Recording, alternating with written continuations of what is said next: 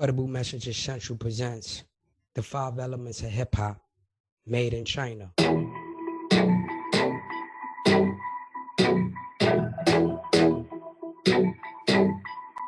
or treat. Credible Messages Central. My name is J.S. Brooks, and this is a Credible Messenger's perspective. A really clear memory I have of early engagement with Chinese people was at Shoe World. It was a Chinese-owned sneaker shop directly in our neighborhood, 115th Street and Lexington Avenue. That is where a lot of us purchased our footwear. They had all of the name brand sneakers that we wore: Uptowns, Jordans, Reeboks, New Balance, Timberlands, etc. Now that I think about it, that Chinese store owner must have made a fortune at that location alone. All of the drug dealers from my block would purchase scores of high-priced, marked up sneakers there every day. These Chinese locations virtually grew rich from drug dealers' money. Another early childhood memory was purchasing from Chinese merchants, the bootlegger. They were all over Harlem. Chinese bootleggers sold everything: mixtapes, CDs, bootleg t-shirts, sweaters, hats, everything. In fact, they bootleg all of our favorite artists, the black artists from our struggle that we loved. Now that I think about it, the Chinese merchants intercepted that financial exchange between the black community and a black artist that was born from that community. Chinese merchants duplicated black artists' products and sold it for a lower price in their very own neighborhoods and communities. From the customer standpoint, I'm sure they're very happy to get a much cheaper version of the shoes that they like. From your standpoint, you're making money. They're winning, you're winning. Is anybody losing here? Obviously, the first thing that comes to mind would be the brand owners. Sure. But I feel it actually helps to increase the brand awareness of a brand owner. So it's actually a win-win-win situation for everyone involved. Really? The interesting thing about this exchange is that the black New Yorkers loved the Chinese merchants because the black New Yorkers believed that the Chinese people were signaling that they had embraced black culture. So black New Yorkers welcomed them into a predominantly black community and purchased their products and goods. I never thought about all of the hip hop and R&B artists that were losing money because the Chinese bootleggers were selling their products on an underground market for a much lower price. All of the money that black artists were losing were in the millions, possibly billions. This is money that could have supported these black artists, their families, and other black New Yorkers struggling financially. But no, for some odd reason, all of that profit went to China. The Chinese merchants were directly located in the black community. I imagine that the early Chinese merchants were exposed to black culture, observed and studied it. They obtained black artists' music and images of our popular artists in the early days, like Ice Cube, Snoop, NWA, Tupac Shakur, Biggie Smalls, etc. They duplicated our images and placed them on everything. They even created their own versions of our artists, flew back to China and mass produced our music, videos, movies, art, music, clothing, etc.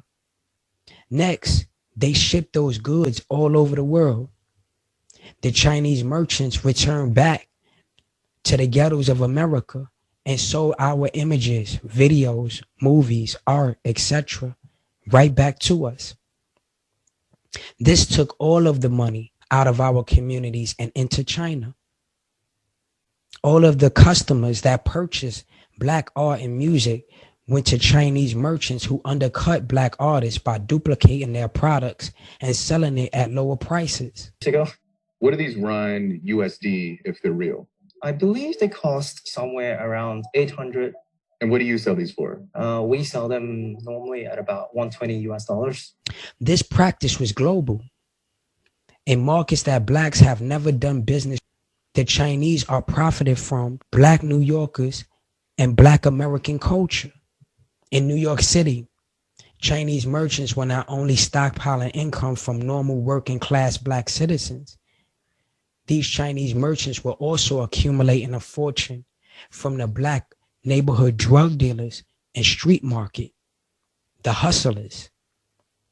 The Black New York streets funded China in the billions annually.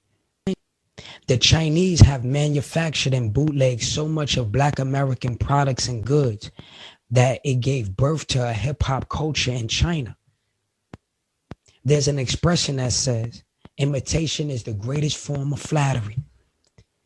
The Chinese has duplicated every element of New York City hip-hop in Chinese. What are the 5 elements of hip-hop? 1, rap. Rap music, China, what do they even say? What is this Chinese rap music? Sounds like they're just saying ching chong. My chance to go watch Made in China. We play ping pong ball Made in China. The bitch matter says K Made in China. It had brother black car Made in China. She said that she didn't delay. She said that she didn't delay. She said that she didn't delay. She lied, she lied. She all made it in China. She all made it in China. She all made it in China. She lied, she lied. Chinese rap culture is very profitable for both Chinese artists, their families, their communities, and taxes for the Chinese government. Chinese rappers like the Higher Brothers, whose net worth is estimated at $50 million. Yes, embracing Black New Yorkers' culture has been very profitable for the Higher Brothers. 2, breakdancing. We can keep on taking, I keep on demonstrating.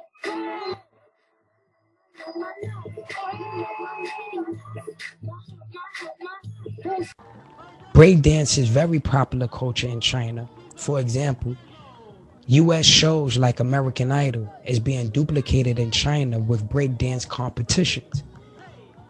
Breakdance is a hip-hop warrior-style dance created by Black New Yorkers. It is a New York City culture that is very profitable in China. 3, the beatbox. Yo, what's up, everyone? My name is Donza, and I'm from China.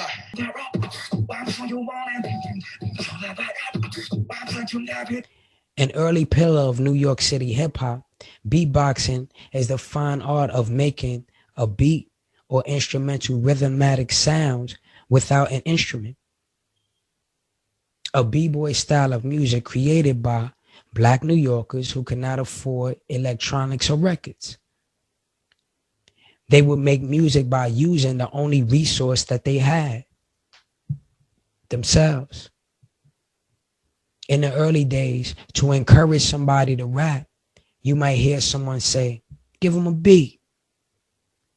Young Black boys would make rhythmatic sounds without an instrument that New Yorkers called the beatbox. A rare form of hip hop in New York City nowadays, but Chinese artists have become very popular from this New York City originated style. Number 4, DJing.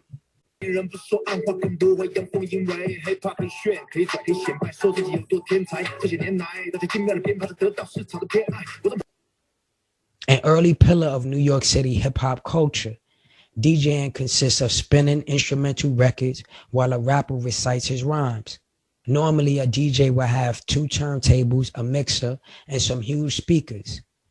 DJing was also a source of the New York City hip-hop party scene.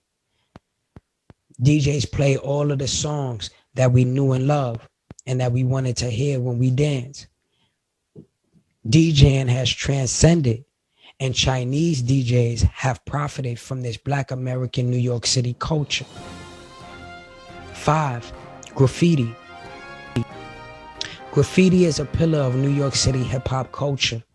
Graffiti is an art and signature that we call tags, used mostly by young Black New York City males. Graffiti has been a part of spreading the hip-hop culture around New York City. Normally, young Black males would tag walls, trains, cars, etc., pretty much anything they could get their hands on. Graffiti is a New York City culture that China has profited from. New York City hip-hop has helped to make China successful.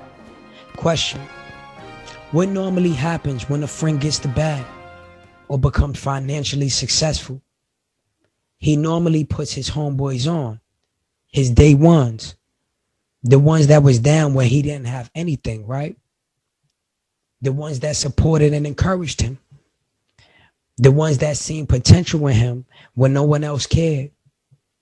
The ones that patronized him and the ones that made his establishments thrive.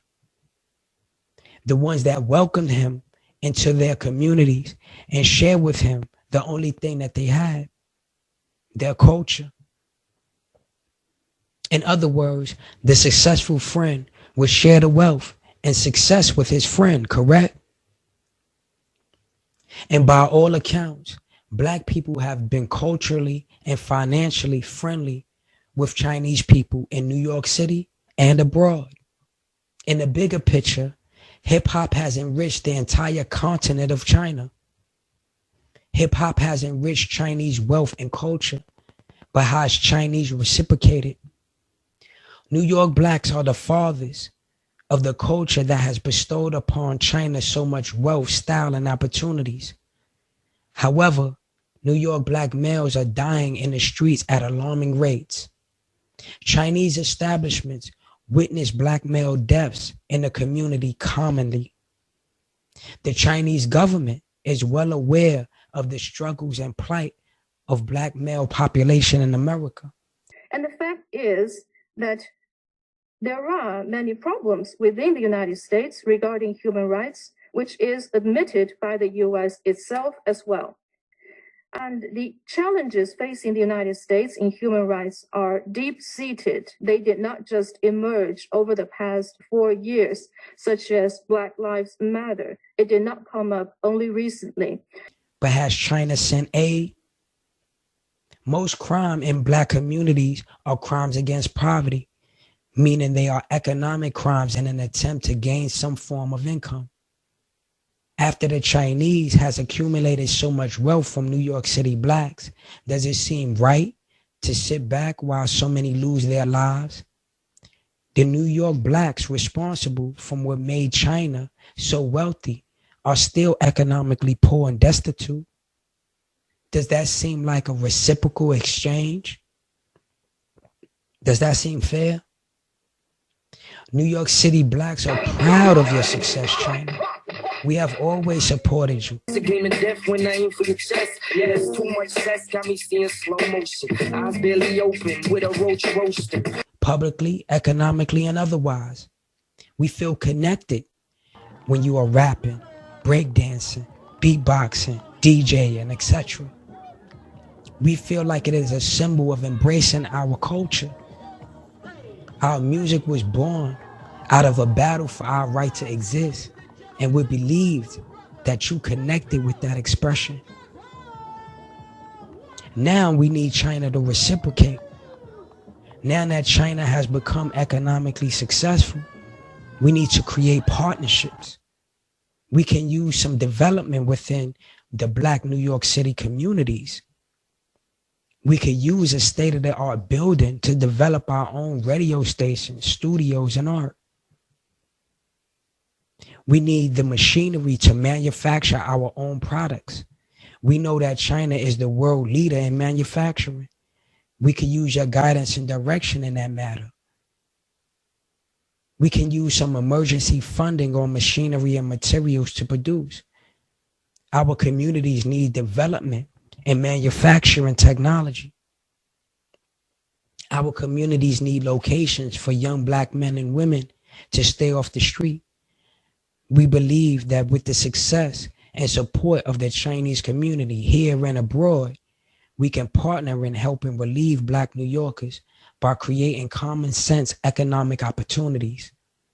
Partner with Black New Yorkers to develop a manufacturing epicenter in the Black community so Black New Yorkers can be creative and produce. The ultimate goal is to engage in international/global trade with our friends. This is a CMC special. New York City hip hop, made in China. My name is G.S. Brooks of the At Risk Movement, and I approve this message. For more information or to support the at-risk movement and anti-gun violence efforts, go to www.atriskmovement.com. Have a blessed and productive day.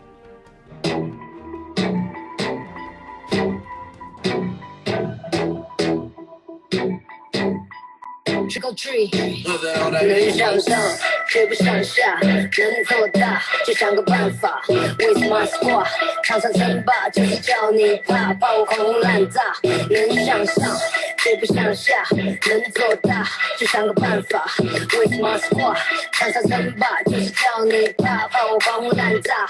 从没有馅饼从天上掉下，到处都是陷阱，别让自己掉价。不找 Plan B， 只用实力做点成绩。当我沉迷于使用各种金币，那我本来就是一无所有。就算失败再重来，也花不了我多久。我超溜，我超有 feel， 超久，我超优秀。时间在我这里 ，It feels too real。Every day 都做同样的事，夜以继日，我筹划着更大的事。OK， 最有意的机会，有最意的脊髓，有人对手心碎，做了你想都不敢想的事。